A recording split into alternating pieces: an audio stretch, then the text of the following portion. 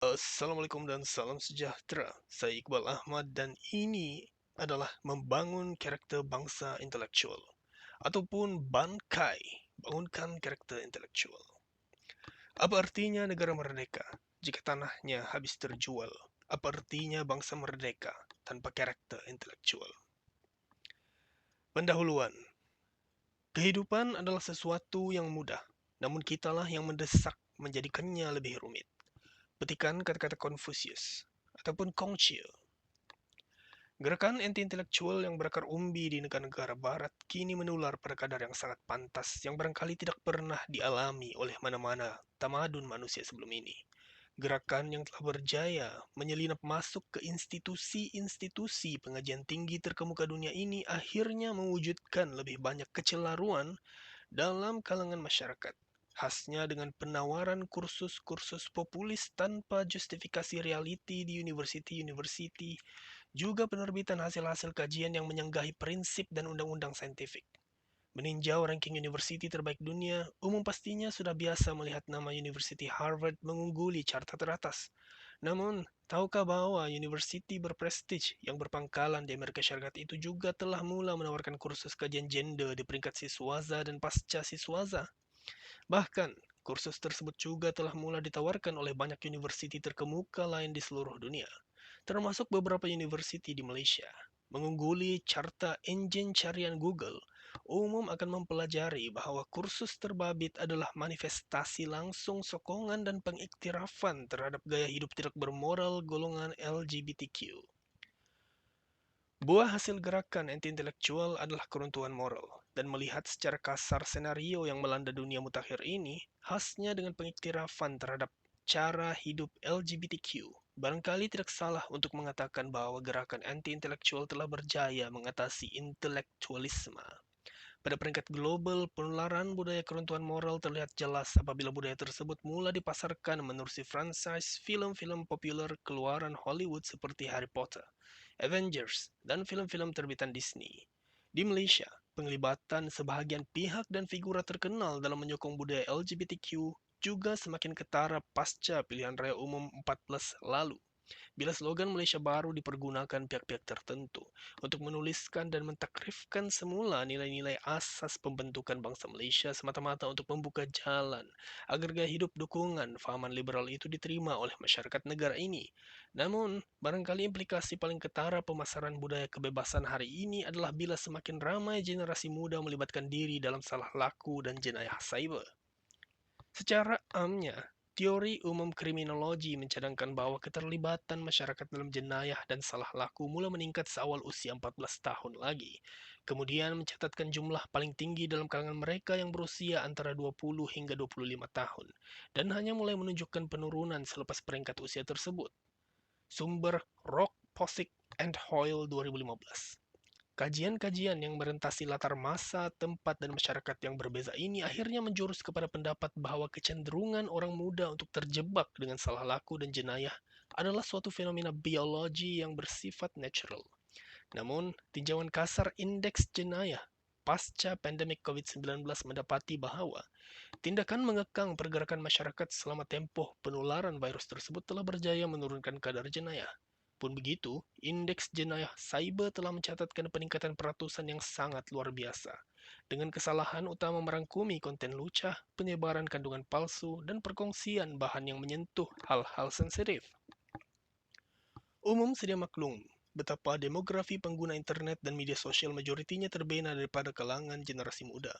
Dan melalui pengaplikasian teori kriminologi dalam era globalisasi ini, dapatlah disimpulkan bahwa penciptaan media sosial telah menjadi pemangkin untuk lebih banyak salah laku, jenayah, dan keruntuhan moral berleluasa hari ini. Penciptaan media sosial telah menjadi titik permulaan bagi era sosialisasi ekstrim yang datang selepas era globalisasi. Kalau pada penghujung tahun 90-an lalu, era globalisasi secara virtualnya telah menghapuskan sempadan antara negara. Kini, era sosialisasi menyaksikan sempadan antara individu pula ditiadakan. Bagi generasi yang lahir sekitar tahun 90-an, generasi berkenaan pastinya telah dibesarkan dengan gula-gula manisnya dunia tanpa sempadan. Hampir 30 tahun kemudian, generasi sama yang kini sudah menginjak alam dewasa pasti telah menyadari betapa kehidupan dalam dunia abad ini tidak semanis janji yang pernah diungkapkan guru sewaktu di bangku sekolah dahulu.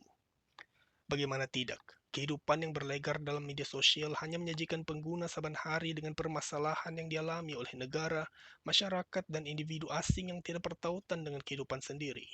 Namun, sikap ambil berat dan peduli akhirnya menyebabkan stres dan depresi, menjangkiti segenap lapisan masyarakat yang baik hati, sehingga memerangkap mereka dalam isolasi. Kesannya, dunia kini didominasi generasi yang keras hati dan tiada budi pekerti, yang hidup pentingkan diri tanpa rasa rendah diri, dan bergelumang masalah identiti dan sosialisasi. Era globalisasi telah mewujudkan permasalahan sosialisasi. Meskipun awalnya objektif penciptaan internet barangkali bukan untuk menggalakkan keruntuhan moral dalam masyarakat. Namun, seperti yang dicadangkan oleh Michael Gottfredson dan Travis Hershey, 1990 dalam kajian kriminologi, perlakuan yang akan menentukan baik atau buruk individu adalah bergantung pada kawalan diri, yang pula dipengaruhi oleh pelbagai faktor, khasnya daripada persekitaran, seperti pengaruh keluarga, sosioekonomi, tahap pendidikan, dan rekan sebaya. Dalam arti kata lain, meskipun teknologi seperti media sosial direka dengan fungsi yang mendorong berlakunya salah laku, namun kawalan diri yang berkadar langsung dengan cara berpikir sepatutnya mampu mengelakkan salah laku dari berlaku. Dalam hal ini, cuma satu agen yang mampu membebaskan manusia daripada kawalan diri, dan ianya adalah cara berpikir yang dibina bertunjangkan nilai kebebasan dalam kehidupan, yakni liberalisme. Akhir zaman ini, penularan fahaman atau ideologi kebebasan berlaku pada kadar yang tidak mampu dibendung lagi. Dan hal ini diyakini berkait rapat dengan kewujudan platform media sosial yang barangkali boleh dirangkumkan sekali dalam senarai Technologies of Freedom yang disebutkan Ithiel de Solapul 1983 dalam penulisannya.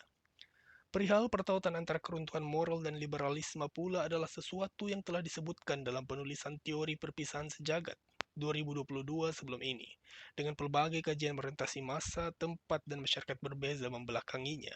Lagi pula, secara amnya rasional manusiawi juga sepatutnya mampu membuat deduksi bagaimana penjenayah itu berani dan mampu melakukan jenayah karena pemikiran yang meyakini bahwa dirinya bebas untuk melakukannya, dan kekangan daripada peraturan dan hukuman tiada mampu menghalangnya. Saat dunia realiti menyediakan pelbagai peraturan dan undang untuk mengawal perlakuan manusia, media sosial yang wujud dalam dunia virtual memberikan manusia kebebasan. Namun, jikalau dalam dunia sebenar pun manusia berani mengendahkan peraturan dan moral, apalagi di alam cyber. Senario keruntuhan moral yang diyakini sebagai petanda kemusnahan tamadun manusia kini berlaku di seantero dunia. Keruntuhan moral yang dikuasakan oleh kejayaan gerakan anti-intelektualisme menyaksikan golongan intelektual semakin kehilangan tempat dalam masyarakat. Ketertinggian kelulusan akademik kian diperkotak-katikkan ejen-ejen jualan atas talian. Profesi perguruan pula menjadi bahan tertawaan dan hinaan masyarakat akhir zaman, sementara ribuan graduan berakhir dengan profesi pengangguran kalau tidak menjadi ejen-ejen insuran dan pengantar makanan. Disebabkan nasihat dangkal supaya kononnya jangan memilih pekerjaan. Saat golongan intelektual dilemahkan dari aspek ekonomi dan masyarakat mengangkat pihak serta individu tanpa asas moral yang kukuh menjadi tokoh dalam kehidupan, maka yakinlah dunia sedang menuju zaman kegelapan. Justru, Malaysia perlukan satu visi yang bukan saja mampu mengangkat status kehidupan, tetapi juga mampu mengangkat ketertinggian moral bangsanya. Dengan yang demikian, barulah bangsa Malaysia mampu melindungi dirinya daripada kehancuran. Untuk tujuan itu, adalah menjadi objektif penulisan ini untuk mengetengahkan pembangunan karakter bangsa intelektual sebagai visi baharu yang diyakini mampu dicapai dan bukannya retorik semata. Perkara yang mudah juga adalah perkara paling luar biasa, dan hanya mereka yang bijak menyadarinya. Petikan kata-kata Paulo Coelho.